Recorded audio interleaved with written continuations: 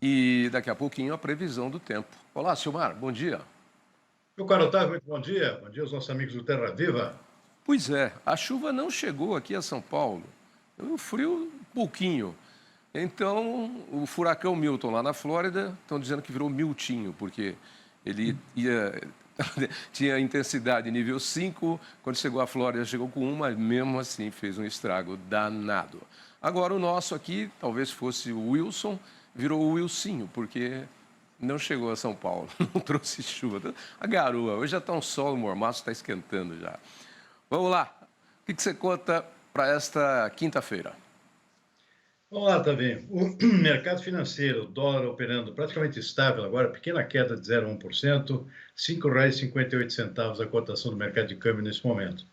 Mercado de ações com leve alta, 0,1%, ou seja, em ambos os casos aqui, pouca oscilação, mercado bastante calmo, pelo menos o mercado financeiro. Petróleo subindo, 1,5% lá fora, 77 dólares e 90 e 70 centavos o barril, melhor dizendo. Petróleo tipo Brent, basicamente refletindo aí ainda as tensões no Oriente Médio, possibilidade de Israel ainda atacar o Irã, tudo isso gera tensões no mercado. E também aí uma parada para analisar os impactos aí do furacão Milton, que atingiu a costa lá do Golfo, onde tem muitas refinarias de petróleo, mas, ao que sabe, não foi grande o estrago nesse sentido, assim como de perda de vidas humanas, ficou bem abaixo dos temores que havia, que circulavam na imprensa, entre a própria população da Flórida. Houve uma migração em massa, cerca de 3 milhões de pessoas saíram lá da região que seria atingida pelo furacão, então isso minimizou bastante as perdas. Então, as perdas são mais materiais, que são grandes. E petróleo ainda, o pessoal lá estudando lá qual é o impacto, aparentemente não foi tão grande quanto se temia. De qualquer forma, o preço está subindo também em função disso, pelo menos por enquanto.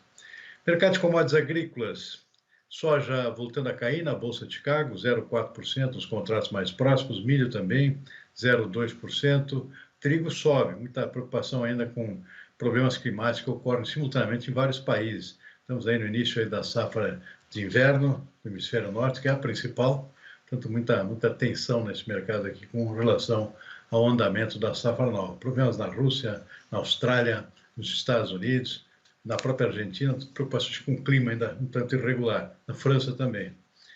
Café arábica sobe 1,5%, é o terceiro dia de alta, já mesmo com a tendência de volta das chuvas na região sudeste, o café permanece ainda com o mercado bastante aquecido, ainda tem preocupações com o tamanho da oferta da própria safra brasileira que vai ser colhida no ano que vem. Ninguém tem certeza ainda, ninguém tem a menor ideia do efeito já causado pela seca e pelo excessivo calor na safra que vai ser colhida no ano que vem. Então o mercado fica ainda em uma certa tensão por conta dessa incerteza.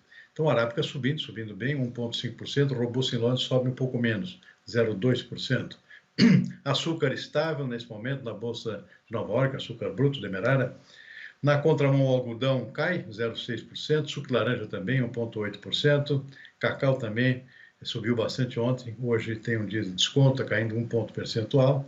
E o que não para de subir é o boi gordo na B3 está com alta de 1,3%, e no mercado físico também, viu, Tavinho? Bateu hoje R$ 300, aliás, ontem já, R$ 300 aqui em Araçatuba, Noroeste Paulista, várias outras praças com altas aqui, ainda na manhã de hoje, norte do Mato Grosso, Marabá, no Pará, sul de Goiás, ou seja, altas generalizadas, refletindo exatamente a escassez de pasto e, consequentemente, de gado gordo para abate nesse momento, Tavinho. E nós estamos acompanhando aí também os preços para o consumidor subindo nesse momento. Falar em furacão Milton, eu tenho uma sobrinha que mora lá na Flórida e ela me mandou aqui, mandou para o pai, né, meu irmão, algumas imagens. Olha aqui, a chegada do Milton. Olha aqui, a ventania, olha o alagamento. Olha lá. Terrível. Terrível, terrível. Olha aqui.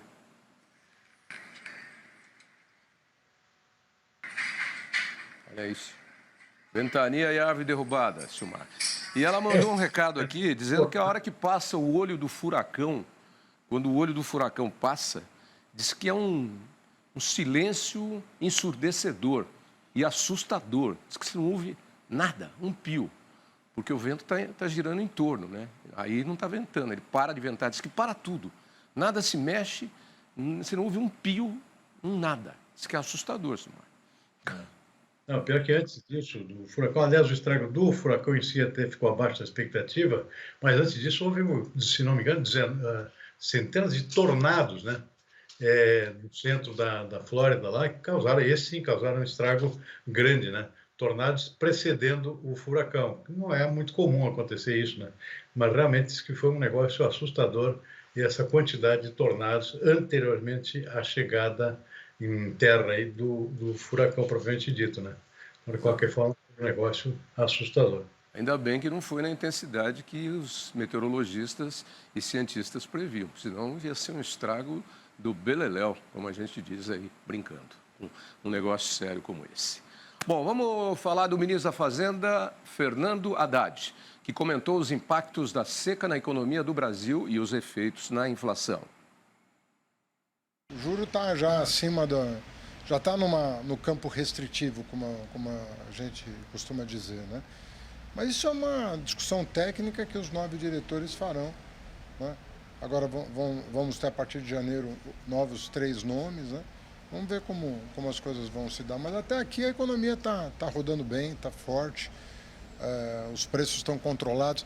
A gente está com essa questão da seca, né? Você vê o dado do IPCA, ele demonstra claramente que os núcleos estão bem comportados, mas que a seca está afetando 2 preços importantes, que é energia e alimentos. Mas isso não tem a ver com juro não faz chover, né?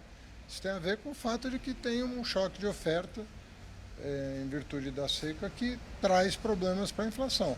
Mas é temporário, né? Não é uma coisa que vai se estender no tempo. Daqui a pouco a chuva chega e as coisas voltam ao normal, os preços voltam ao normal. Mas isso tem que ser analisado com a devida cautela, né? Não tomar uma decisão equivocada em função de uma questão climática temporária, que não é permanente. Eu tenho mantido com o Banco Central uma relação sempre muito técnica. A Fazenda e o Banco Central conversam tecnicamente sobre esse tema e nunca faltou respeito de parte a parte, né?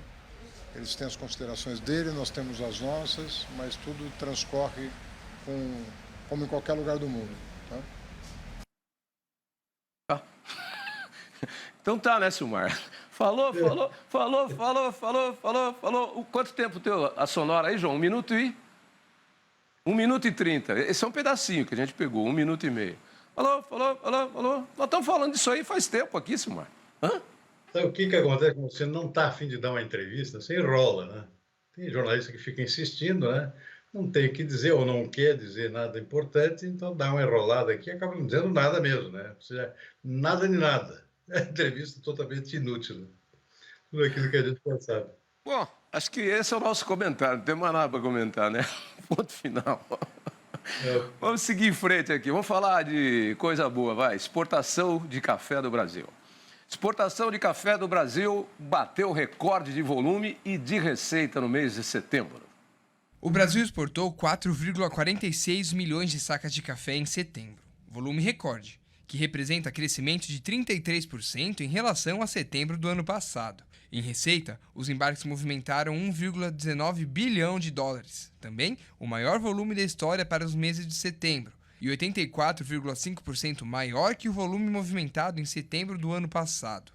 Mesmo com os bons resultados, o mercado ainda se preocupa com problemas relacionados à logística e ao escoamento, atrasos de navios de exportação e pátios de portos abarrotados, que encarecem os processos. Os Estados Unidos continuam sendo o principal destino dos cafés do Brasil no acumulado de 2024. Em seguida, vem a Alemanha e outros países europeus e asiáticos.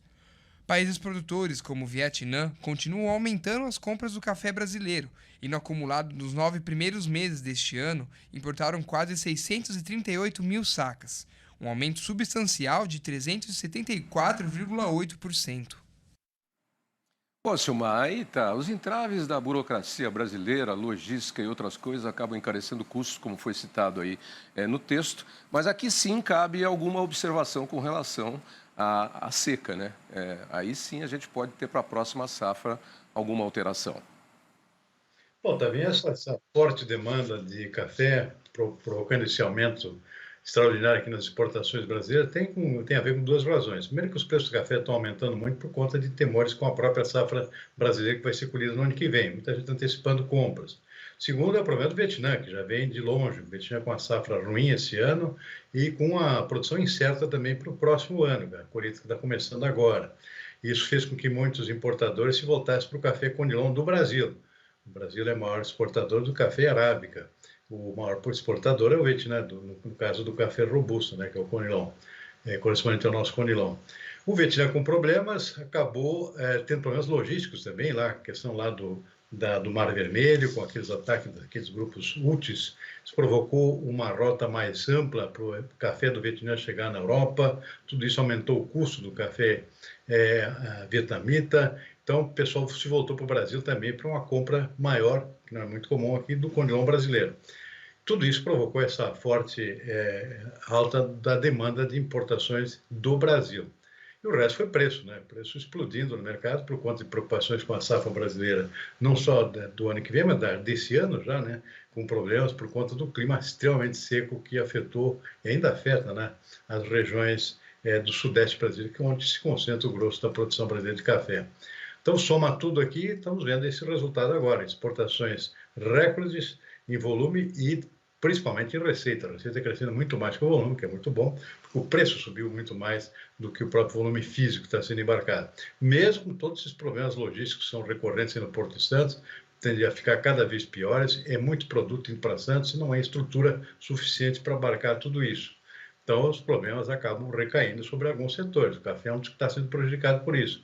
Tem muito açúcar indo para o porto, tem muita soja indo para o porto, muito milho, aquela soja que iria normalmente em direção aos portos do norte, com a seca lá no norte, prejudicando a navegação, por exemplo, muita carga foi derivada para Santos. E aí não há condições de suportar. Santos já está esgotado em termos de capacidade de absorção.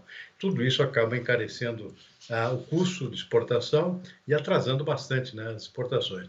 Mesmo com todo esse problema, café batendo recorde aqui em volume e, sobretudo, em receita por conta de preço também.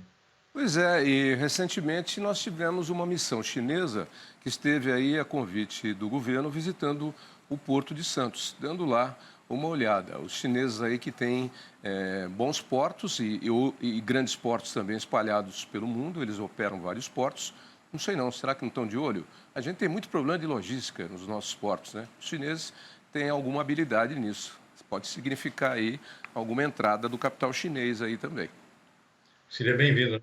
Realmente Santos está esgotado e esse ano realmente atingiu o ápice aqui do esgotamento por conta dessa maior demanda também de estrutura para acomodar exportações que não conseguiram sair por conta da seca em direção aos portos do norte, né? Isso encareceu também muito o frete brasileiro, esse deslocamento, e causou esse congestionamento imenso no Porto de Santos, como nunca foi visto. Falando também, agora oficialmente, na viabilização daquele aeroporto ali em Cubatão, entre o Canal de Santos e Cubatão ali, seria um aeroporto internacional, inclusive. É interessante como os aeroportos estão se diversificando no Brasil, né? Recentemente também foi anunciada agora a construção em Olímpia, no interior de São Paulo, lá próximo a Barretos e Ribeirão Preto, vai ter início a construção de um aeroporto internacional. A gente já tem um aqui na Castelo Branco, que é particular. Enfim, a aviação vai decolando cada vez mais no Brasil, né? Sem dúvida. E portos também, né, também. Construção de novos portos. Eu tenho um recente caso aqui no próprio Rio Grande do Sul. Era basicamente dependente de um porto só, que é o Porto de Rio Grande, é o único porto marítimo aqui do Rio Grande do Sul.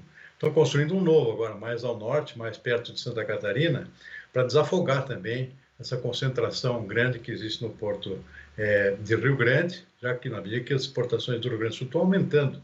Antes era basicamente só soja, farelo de soja, alguma coisa de carne também, agora tem arroz sendo exportado, tem milho sendo exportado, ou seja, aumentou muito a demanda de transporte, de escoamento via Porto de Rio Grande. E aí, necessidade de construir novos portos. Isso está acontecendo em outras partes do país também, né? Especialmente no norte e também no nordeste, para tentar escoar o crescimento da exportação brasileira de tudo. O Brasil está exportando de tudo atualmente, né? setor de frutas cresceu muito, tudo isso exige uma estrutura logística, especialmente portuária, para acomodar toda essa demanda nova e que continua crescendo e vai continuar crescendo, né, também. Falar em aeroportos, o seu Salgado Filho aí em Porto Alegre está passando por testes aí desde ontem com a aviação da FAB, testando o sistema operacional. Deve voltar a funcionar, a operar para voos comerciais, oxalá, né, em tempo, né, porque complicou bastante aí essa situação do aeroporto de Porto Alegre, interditado por conta dos estragos da chuva. Semana que vem já deve começar os primeiros testes de voos, e aí, em novembro a situação tende a se normalizar com a retomada plena do aeroporto. As obras estão bem aceleradas lá. Aviões da FAB estão fazendo testes de aterrissagem lá para se precaver contra qualquer eventualidade ali, porque teve que se recapear todo o asfalto, né? É muito buraco lá causado também pelas enxurradas, né? Então tudo tem que ser refeito, na verdade. E é preciso testar, né? Mas um avião descer lá e afundar, né? Em pleno asfalto, tem que testar antes, né? Para evitar qualquer problema recorrente dessa obra toda. Pegando o gancho aí no seu comentário anterior, que o Brasil está exportando de tudo e cada vez mais, a balança comercial brasileira de frutas e hortaliças frescas. Hortaliças, até isso o Brasil exporta, fresca. Até agosto desse ano apresentou resultado negativo, segundo o CPEA. As exportações de frutas deste ano apresentam bons números, porém as importações estão mais intensas, mesmo com o dólar valorizado diante do real. Neste ano, o Brasil comprou, em especial, alimentos que não são produzidos por aqui em grande quantidade, como pera, kiwi, ameixa e nectarina. Ainda houve aquisição de frutas para complementar a demanda nacional, como maçã, uvas e laranja. Para o CPEA, essa negatividade apresentada pela balança comercial não é comum e ocorreu apenas em 3 anos desde 1997, quando o estudo começou a ser feito. O Centro de Pesquisa estima que até o fim do ano a balança das frutas ficará positiva. Eu ia puxar o seu comentário por aí, mas o Isaac Rufino, na narração, já terminou o texto. É atípico esse resultado aí na balança comercial, porque a gente sempre tem comentado aqui dos bons números aí nas exportações de frutas e hortaliças frescas também, que eu particularmente não sabia que o Brasil exportava hortaliças frescas. A que se deve esse número baixo aí, que é atípico, Silmar? Alguma explicação? Não, basicamente, bom, é atípico, realmente não é muito comum isso aí. Mas esse primeiro semestre também não é um período muito forte da exportação brasileira, né?